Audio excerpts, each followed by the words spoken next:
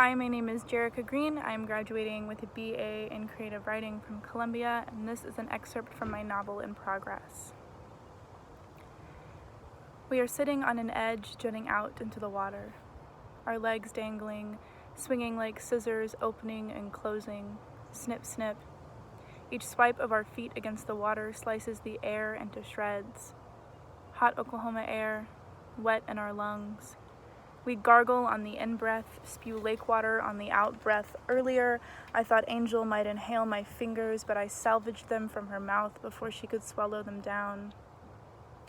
I've got them gripping the rough wooden edge of the dock now, away from her hungry mouth. Two queers alone on the lakefront, damp with sweat from fucking on the dock in 80-degree heat. I'll be pulling splinters out of my knees for a week. Now we are quiet.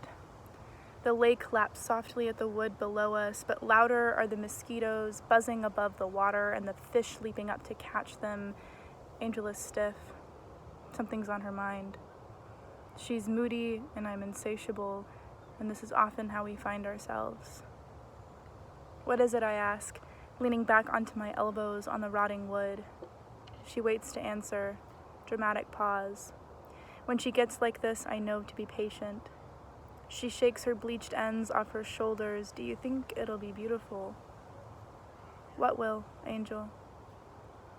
The end of the world. It's dark, stars burning above us like they don't in our cities.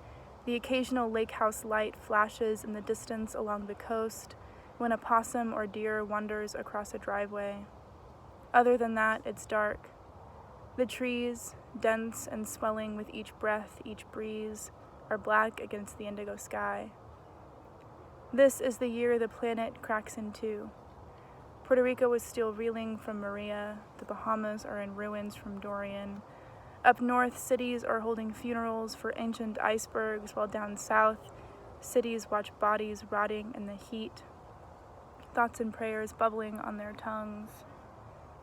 She's got the big picture, and I've got this picture of her mouth stretching open, lips like a zipper, rip, rip, ripping, till her jagged teeth are wide as the mouth of a cave. I get all hot and squirmy when I think about her jaw unhinged like this. And I think this is what it is like to be queer. Always starving, never chewing our food.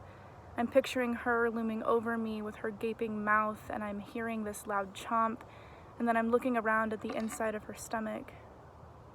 I think it'd be kind of hot to drown in her stomach acid. I know it's all really fucked. I'm thinking about all of this while she's worrying about the end of the world, slicing the air with her feet, and there's no moon to glint off her bare shoulders, but I don't need light. I see her brown shoulders in the dark when I can't see anything else. I know what she looks like. Calloused fingers freckled by her eye, unintentional mullet. I know what she looks like even when I'm picturing her mouth like a black hole with fangs instead of listening to a word she's saying.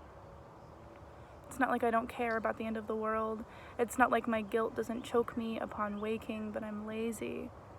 I can only ever think about her chipped black fingernails or my own body. How if she just ate me up already, it'd be gone, and I'd never have to think about my hips or my tits again. It's hard to think about the end of the world when I feel like I've never really lived in it in the first place. Does she have a thing for monsters like I do? I think the grotesque is really sexy. We've been sitting here on the dock, and I'm trying to think of a way to tell her that I want her to eat me alive. And I think this too is what it is like to be queer. To want to be pulverized by your levers and scissors. Assimilationists want straight people to think we fuck like they do. I don't want her to make love to me. We've been hungry for so long. I want her to rip me apart. Maybe the end of the world will do that for her. Maybe that's the violence I've been waiting for. But I don't mean that. How could I? In a few weeks, I will accompany her to a climate march, and afterwards we will talk over coffee of the impact we believe it has made. That is to say very little. A gesture, that's all. But sometimes that's enough. I don't know if the end of the world will be beautiful, but I know when it comes for us, she will be.